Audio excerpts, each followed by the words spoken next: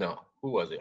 I don't remember who I covered somebody who was talking about how scared they were of Doge because they were like, what if they look into Social Security and they try to improve Social Security? And I'm like, oh no, that sounds so scary. What if they improve Social Security?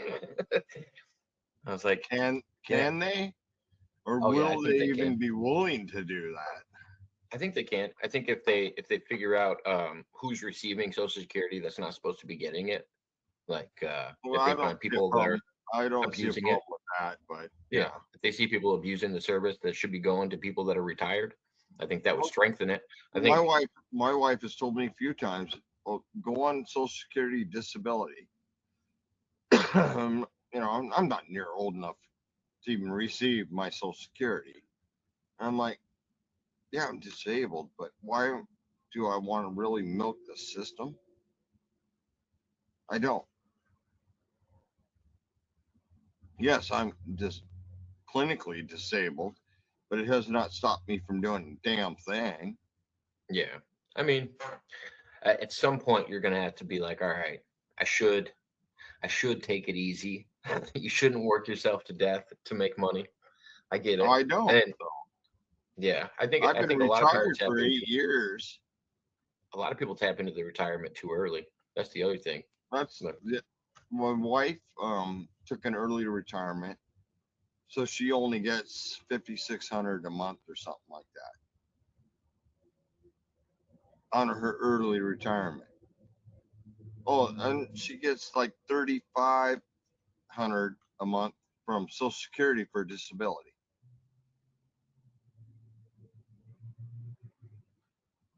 We're not hurting, put it that way. no, well, that's good. I I mean, mean, that's what I work because that's like my long term goal. When I retire, I want to be able to travel and not be tied down to a place and have money to do it. But we did ever it in since our I've been, 50s though. but I mean, ever since I was a little kid, everybody told me that Social Security is going to be gone when I get older, and It's not going anywhere my parents were worried about it, and their parents, you know what I mean. Everybody's been worried about it for for the ever. last 50 years. Exactly. It's not going nowhere. I mean, we got a new guy in charge, but the last thing he wants to do is start messing with Social Security because he knows what'll happen. They already cut out the Section 8.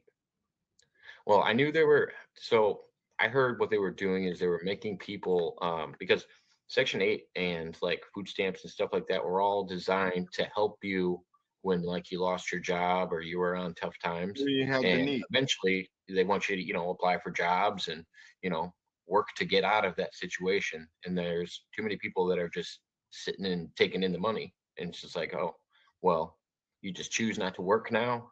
Like, there's too many states that allow that. It's been like that Washington since was not COVID one too. of them. Oh yeah, Illinois deals with it a lot. I assume California deals with it a lot. New York, you know, all these high high property values too, which is being, you know what I mean? That they're writing off. I've never understood Section 8 housing, especially in somewhere like Chicago or LA, because it's like, why are we paying for a more expensive place for this person to live when it would be cheaper to move them out of a major city? But yet the Yeah. government's just, recycling this money back into, the landlords that are holding down these properties and calling it A Section guy 8. sitting on the street in New York makes more money than the guy owning a home in Illinois.